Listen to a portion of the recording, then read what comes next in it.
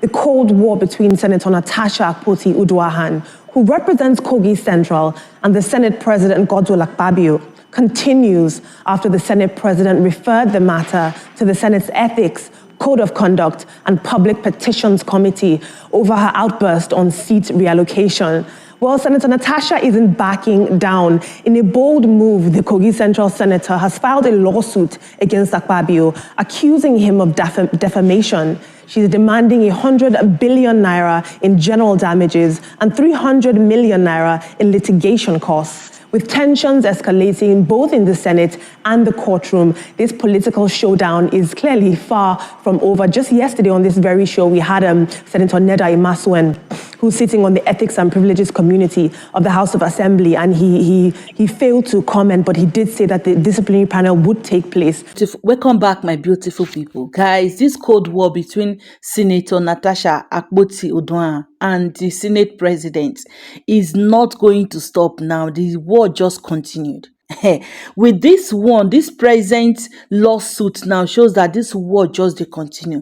People thought that after the Senate President refers the matter to the Senate Ethics Code of Conduct and Public Petition Committee over the outbursts of the sitting arrangement, some people thought that since the committee are handling the issue, that Natasha is going to lay low. But Natasha isn't backing down at all. She has made this bold move, dragging Akpabio to court and demanding 1.3 billion naira. You know, when I see some comments on the social media, some people, they comment. And I think there are some set of women, whatever wanting movement. I saw them commenting that Natasha has to beg Akpabio. I was like, are these women, are they okay? Obviously, you go know say they don't pay these women. So these women are part of Akpabio supporters or whatever they call themselves. Because how can you tell Natasha to apologize? This is the same Natasha Akpabio once last year insulted because she want to speak out. She opened mouth, tell and say she's not in the clubhouse. Can you imagine? Then Senator Natasha did not do anything about it. And from our interview with Berekete family, you'll find out that Natasha, she is very, very hot. Yes, if I make any utterances, considering the fact that I am facing a lot of harassment, I have been going through a lot, and I have remained quiet because I didn't want to be interpreted wrongly. I didn't want any lawsuits against me. I just wanted to be given a chance to work.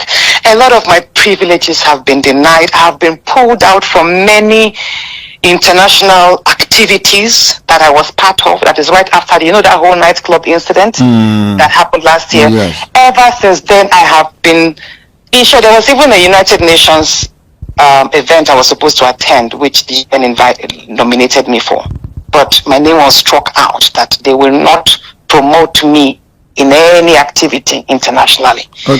So every event I have been going for since last year have been self-sponsored. Whenever I feel an international event is of importance to my constituents, to Nigerian women, to Nigeria, I buy my tickets myself and I fund my trips myself. I just don't speak about it. So I have been going through a lot. So yesterday was just that changing my seat was more of a chance of silencing me or alienating me from being seen.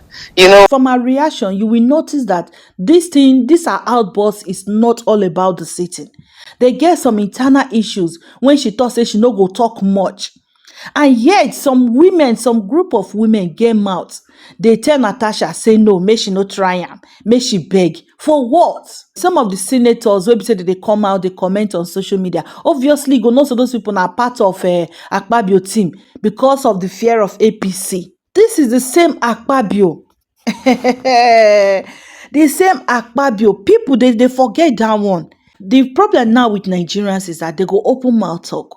But they keep forgetting that fact that this same man had issue with sitting arrangement with then the Senate President, Senator Bukola Saraki, at the 7th Assembly.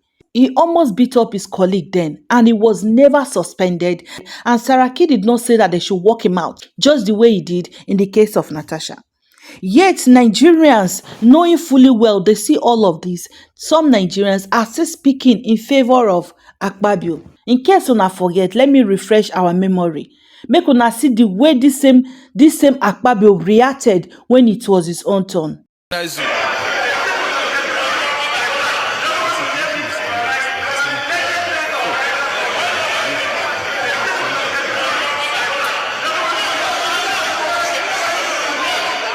to Senator Kwankwaso, until I was led by the sergeant at arms that this is my seat. I asked I asked the clerk whether he allocated that seat to you. He said he didn't. He told me he would prefer to sit here. So I said there is no microphone there, but he said he will still prefer to sit there. If there's been a senator that I'm allowed to speak without a microphone, state. That's never happened in this chamber. All we said is there's no microphone where you are. Go to a place where there's one and you can speak. Now you have the floor, speak and let us make progress. Now hear what fearless women like Ezekwesili get to talk about this. The former Minister of Education, Obi Ezekwesili, has waded into the disagreement that occurred between the Senate President, Godswill Akpabio, and the lawmaker representing Kogi Central at the National Assembly, Senator Natasha Akpoti. Obi Ezekwesili's statement was contained in a post that she shared on her official X handle on Monday. It is no longer news that Godswill Akpabio and Natasha had a dispute over the seating arrangement in the House. In the post that Obi Ezekwesili shared on her page, she expressed her displeasure over the incident that happened at the National Assembly. She said it is appalling that Godswill Akpabio has been attacking Natasha and the FCT Senator Ireti Kingipi since they got into the chamber. Obi Ezekwesili stated that Senate President should stop harassing women in the House. Now hear what Ezekwesili wrote on her S official handle.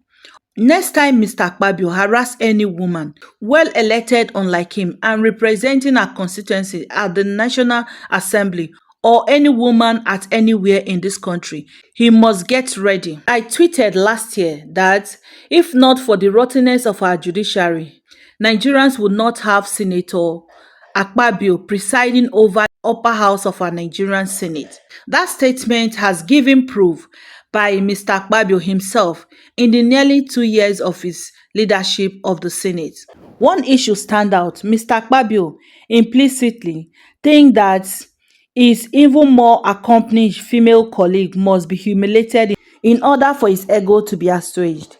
Is it not shameful that one day it is Senator Natasha, another day Senator Ireti Kingipi, and yet another day Senator Natasha that are at the receiving end of the appalling misconduct of the topmost official of our legislature? And we wonder why Nigerians shamefully place at the lowest neighbor of the ranking of countries on women in public leadership. I encourage women in public leadership to never ever lose their voice. Continue to stand strong in your commitment to citizens and prove that representation matters. Enough, she said, and really, enough is enough for Akpabio. The way he talks to women, the way he talks anyhow, and Nigerians go to celebrate and they go to clap hand for him. For crying out loud, this is a man with open mouth. During that end bad governance in Nigeria, he said those people who want protest, make them go to protest, say we will go down our house, they enjoy. This is the same man that Nigerians are defending. It's so bad that Nigerians cannot stand up and say the truth once and for all. So my darling wonderful people, I would like to hear your comments concerning this matter.